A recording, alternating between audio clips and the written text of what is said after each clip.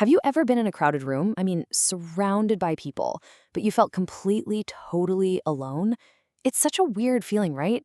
Because we live in a world that's more connected than ever, but so many of us feel, well, disconnected. Today, we're going to dive deep into that feeling. We're going to explore the hidden psychology of loneliness, not as some kind of personal failure, but as a really complex and, you'll see, surprisingly common human experience. So let's just start with a number that might blow you away. According to a recent CDC report, almost a third of all adults in the US, that's 32.1%, say they feel lonely. This is not some small niche problem. The US Surgeon General has actually called it an epidemic, a modern public health crisis that's just hiding in plain sight. Now, to really get this, we have to understand a key difference. There's social isolation, which is basically just the numbers game. It's the objective fact of not having many social contacts. But then there's loneliness, and that's a feeling. It's that subjective ache you feel when the connection you want doesn't match the connection you have. You can be married, you can have a ton of friends, a busy job, and still feel intensely lonely. It's all about quality, not quantity. Okay, so we've established it's a super common feeling, but why is it such a big deal?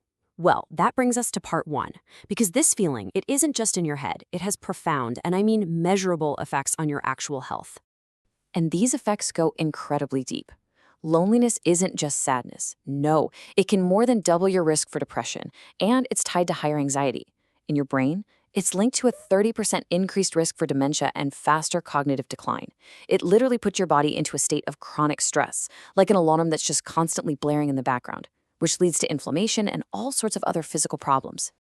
And here's where the data gets really interesting. We tend to think of loneliness as something that mainly affects older adults, right? But the numbers show the exact opposite.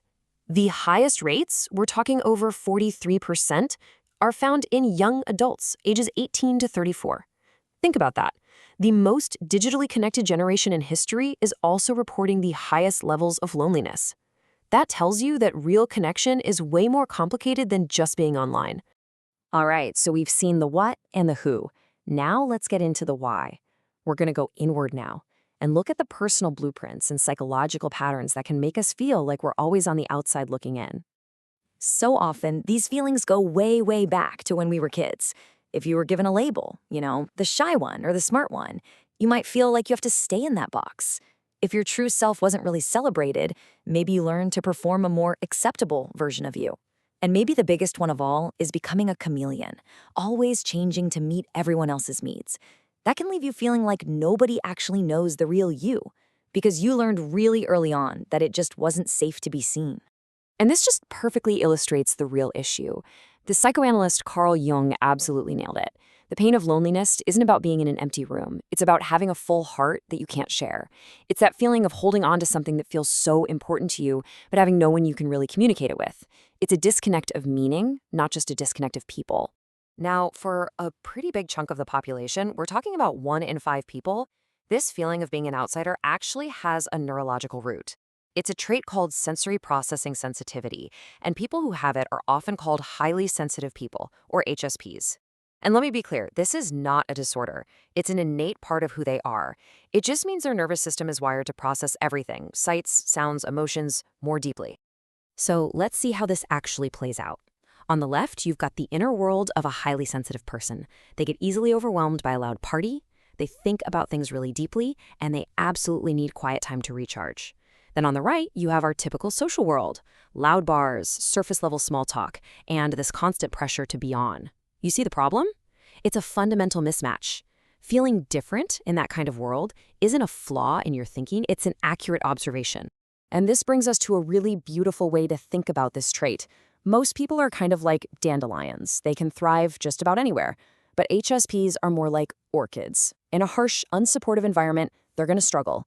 But in the right conditions, with understanding and the right kind of support, they can flourish into something absolutely spectacular. Sensitivity isn't a weakness. It's a trait that just needs the right environment to bloom.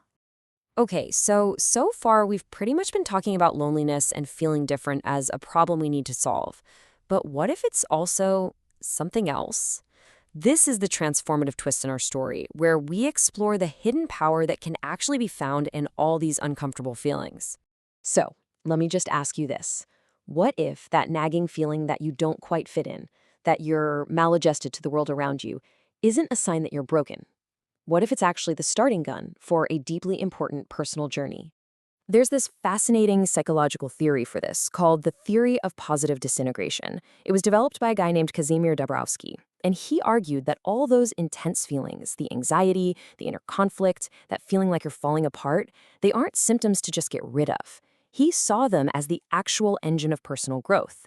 They are the necessary fuel for breaking away from what society expects and building a more authentic, self-chosen you.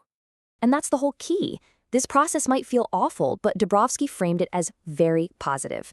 It's a process of deconstruction. You're taking apart the personality that was built for you by everyone else so that you can reconstruct a new one based on your own deeply held values and ideals. So, what does this journey even look like? Well, Dabrowski broke it down into 3 main stages. You start at what he called primary integration, where you just go along with social norms without even thinking about it. Then comes disintegration. That's the painful, anxious part where you start to question everything. But if you can get through it, you can reach secondary integration, which is where you've consciously chosen your own values and rebuilt yourself around them. You become truly and authentically you. This journey often leads to a really powerful outcome that Dabrowski called positive maladjustment. This is when you feel like you don't fit in, not because something's wrong with you, but because you are rightly rejecting a world or values that conflict with your own higher principles. It's actually a sign of strong character and integrity, not a social failure at all. And that brings us to our final section, the path forward. How do we take all of this incredible understanding and actually use it to build the kind of authentic connections we're all looking for? If there's one single thing to take away from this section, it's this. So often, our fear of being rejected by other people is just a mirror of how we reject ourselves. We push away the sensitive, quirky, or different parts of who we are because we were taught to. Healing that lone wolf feeling has to start by turning inward and accepting the very parts of you that you're scared other people won't. So here's a simple blueprint. First, self-awareness and acceptance. Understand your unique traits, like being an HSP, and see them as totally valid. Second, stop trying to be a dandelion if you're an orchid. Go find your kindred spirits, your mental peers, the people who just get you. It's not about fitting in everywhere, it's about belonging somewhere.